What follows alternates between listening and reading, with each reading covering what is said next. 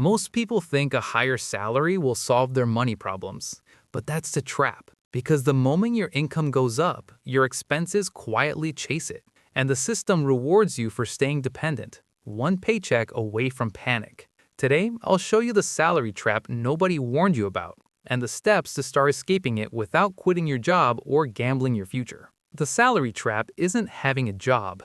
It's when your lifestyle, your identity, and your security are chained to one income stream. You trade time for money. Your bills become fixed. Your standards rise.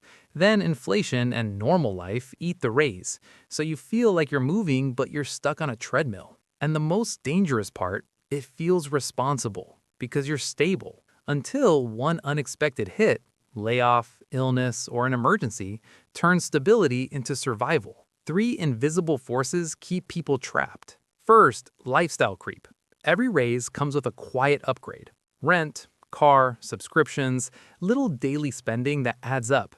Not because you're weak, but because it's socially normal. But lifestyle creep converts raises into commitments, and commitments destroy freedom. Second, the time ceiling. Salary has a cap.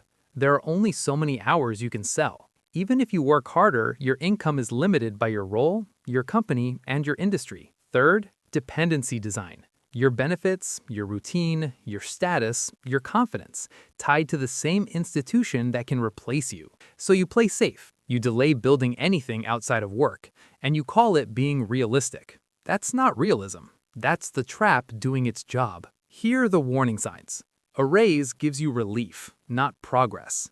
You can't miss a paycheck without stress. You know your income, but you can't explain your cash flow. Your savings can't cover a few months. And you keep saying, when things calm down, I'll start, but they never do. If that's you, you're not failing. You're under systems. So let's fix the system. Step 1. Build a number that tells the truth. Your freedom gap. It's your monthly expenses minus any income that isn't your salary. If your expenses are $3,000 and your non-salary income is $0, your freedom gap is $3,000. Your goal is simple. Shrink that gap. Step 2. Build a budget that doesn't rely on perfection. Automate your bills. Automate your savings. And keep one category that's guilt-free. Because if your plan feels like punishment, you'll quit. Your system should be boring enough to survive your worst week. Step 3. Build a 3-layer safety stack. Layer 1. An emergency fund. Start with 1 month, then build toward 3 to 6 months. Layer 2, skill security, a skill you can sell anywhere. Layer 3, income redundancy, money that doesn't depend on one boss.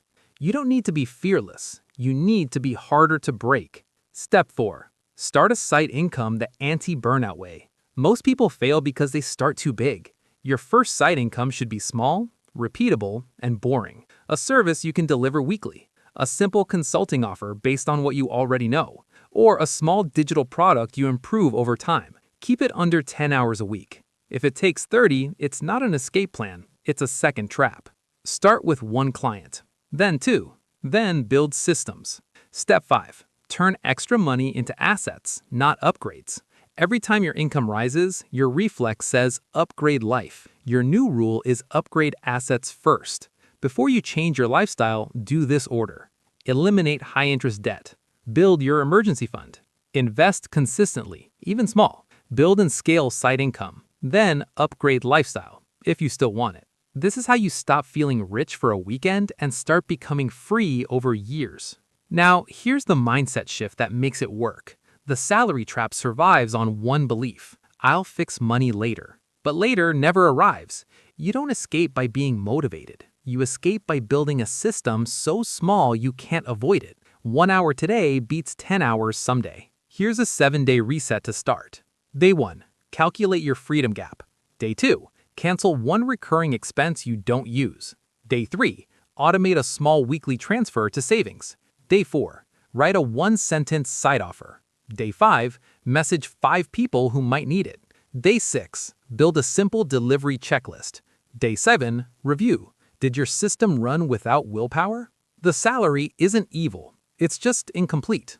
A salary is a tool. But if it's your only tool, you're fragile. Your goal isn't to get rich. Your goal is to become hard to control because you're no longer dependent.